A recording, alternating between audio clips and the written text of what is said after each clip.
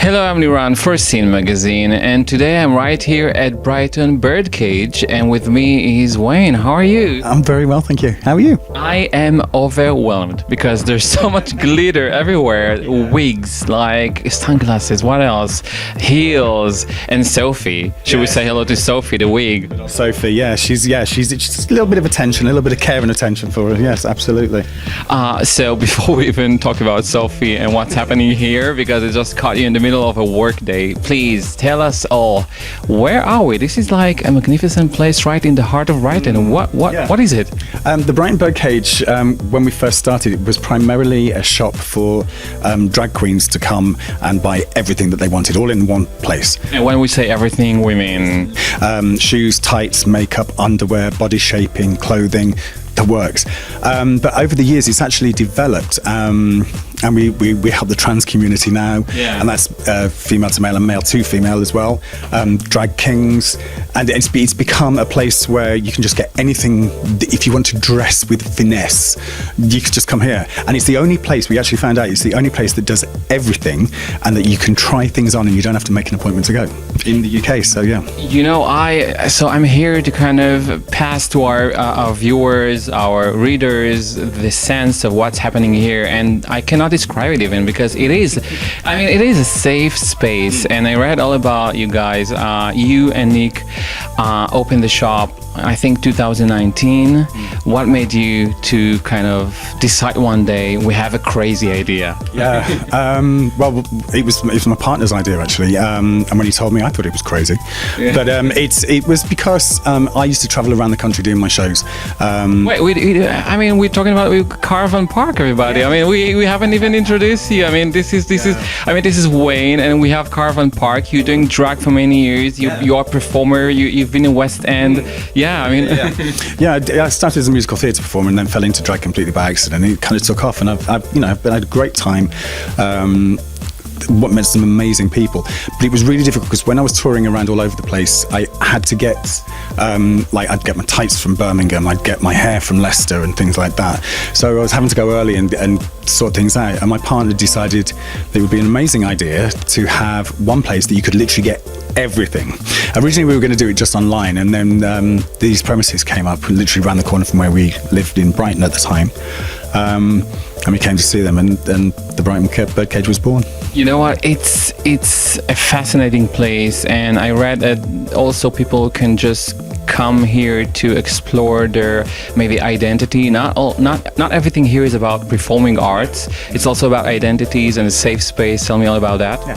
It's amazing. We realized that there was people who were coming here and who didn't really know themselves. Yeah. They were still discovering themselves. All our lives are, journeys of discovery. But they were coming here, and we realized that they were coming here and we were helping people. We didn't realize it at the time, but we were, helping people, and it was amazing to see, and seeing like personal growth in people. We're now sort of like not involved with, but the Claire Project, do a lot of work, and they said to us, would you mind if we, tell people all about you? He's like, no, absolutely. So we get a lot of people from the trans community come in, and we help them because it is tough. But we also speak to the parents as well, because the children that for years they've known in their head, but they've never said anything. But one day when a child says to their parents, "This is me," all of a sudden the parents have got to switch things around, turn things completely on their head, and go, "This is no longer my daughter. This is my son." And some people find it really hard to deal with. It's not because they don't agree with it, it's just that they've got 18 years to change everything. So what you're saying is basically you and Nick are also providing some sort of a guidance or a support? Yeah. I suppose you can say that. We're not qualified therapists or anything like that, but we're people, and we know what it's like, and we've seen people go through a lot of things in their lives. And it is amazing, but it is so wonderful, and people walk out of here with a smile and everything. It is so lovely. You know what? You can come here. We have people come in here and just sit and talk to us, and we have a chat. Some people, and we do have a bench here, and everyone sits there. You know what? It feels like some sort of a second home. The minute I walked in, I was in shock to understand how it gives you the sense of family, almost like, right? It is. It's so lovely. It's so it's a welcoming space as well.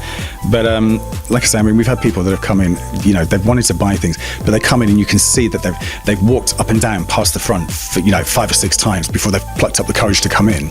And then they come in and they're sweating and they're shaking, and it's like, sit down, just talk, just breathe. Do you want some water? Do you want coffee? Whatever.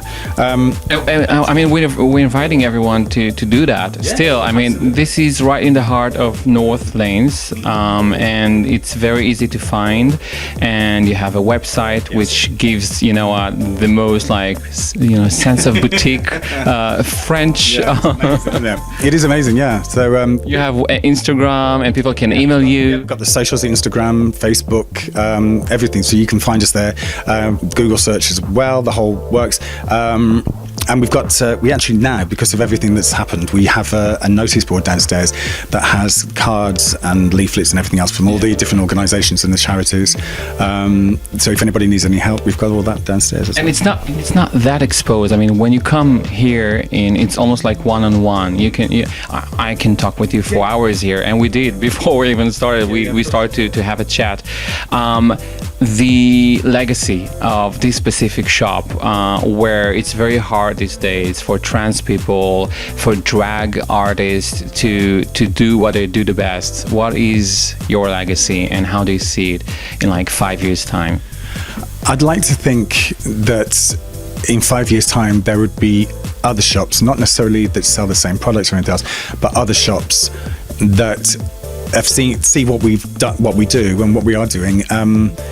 And kind of take some of that on board, and that there's more safe places that people can just walk into and they feel it's okay. And because there isn't, most of the time there isn't. People haven't got a clue. It's like if somebody was in trouble and was running past here and they jumped in here and they didn't know. Do you know what I mean? As a human being, I would suddenly embrace them and go, what's wrong? Somebody's chasing me down the road. Okay, come in, get down here, it's fine. But some other people would, and I'm not saying the shops around here, but other places might say, no, sorry, get out, we don't want to get involved. Yeah. And it doesn't matter who the person is. We should all, as human beings, take this on and try and help everybody, because it's a sad world if we don't. You know what? If we're talking about troubles, a little birdie told me, one of the drag queens here in Brighton, that you had a lovely visitor coming from abroad. Last minute, lost their baggage, their luggage, and you saved the day. So, when performers come to Brighton, they should know. You should know that you can come here even last minute, and you guys can help, right? I was worried about what you were going to say for a minute. Then I was like, what have I done? Yeah, no, we have. Yeah, they're I'm not telling names, right? But we do know that several times it happens when you know. Even at Pride, when we have Brighton Pride, it's really quite funny, because drag queens it's like a 3-day event. Yeah.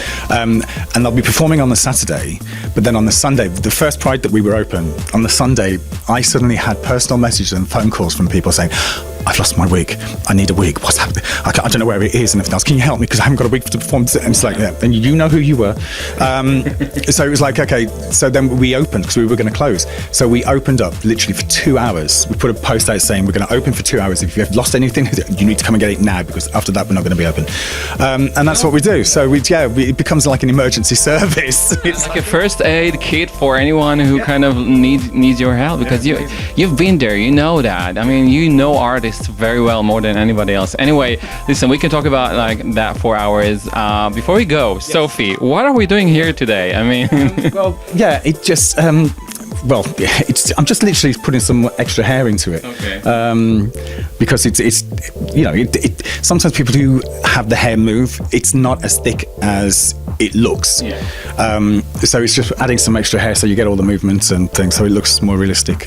But with more, like triple the amount of hair that you should have in it. Yeah. So yeah. So clients are happy. Very happy. Yes, thank you. And Sophie. And so Sophie, yes. All right, thank you so much. And you, please, if you, come here, just give it a go. Follow the Instagram of the Birdcage Brighton and your website, or even email if you have any questions, right? If anybody's got any questions or any problems or anything else, they just drop us an email or a message on Instagram and stuff, and we'll do what we can. All right, thank you so much. Give me a hug, and I appreciate you. Oh. Thank you.